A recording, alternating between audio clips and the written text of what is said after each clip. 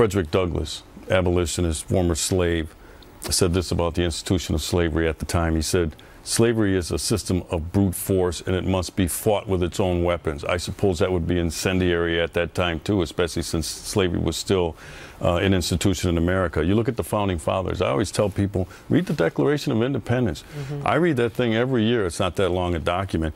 Some of the stuff that's in there, I mean, it will make you go, wow, where part of it, it says, if a government no longer, I'm paraphrasing, meets the needs of the people have a duty to abolish it and recreate a new government that meets its needs. That's pretty incendiary, too, at the time, but, you know, sometimes the scene that forms in our minds, though, when you use the words like pitchfork and torches, is a violent scene. What were you meaning when you said that? Well, first of all, you know, it is a metaphor. If you look at polling, it's playing with voters. The voters are running away from Donald Trump. Look, I'm not even going to touch the fact that slavery and the American Revolution have absolutely nothing to do with non-existent in-person voter fraud, because they don't. Every time I see Mike Pence or other people going out there and cleaning it up, I'm puzzled as to why he can't do that himself. You know, and I have to run for office myself, and there is a process with which to contest an election. Why would he give that up, especially in some of these states where it may be close, some of the swing states, all right? I mean, you can look at states like Illinois.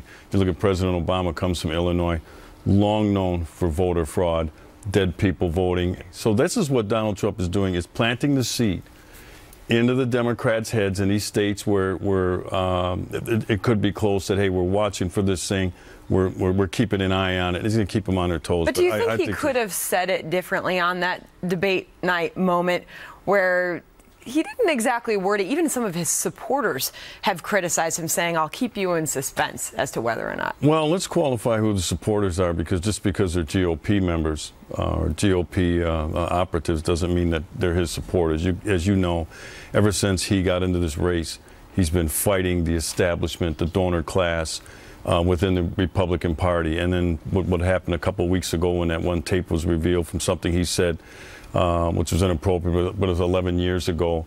All of a sudden, some of these GOP politicians jumped ship. I thought that was in real bad taste.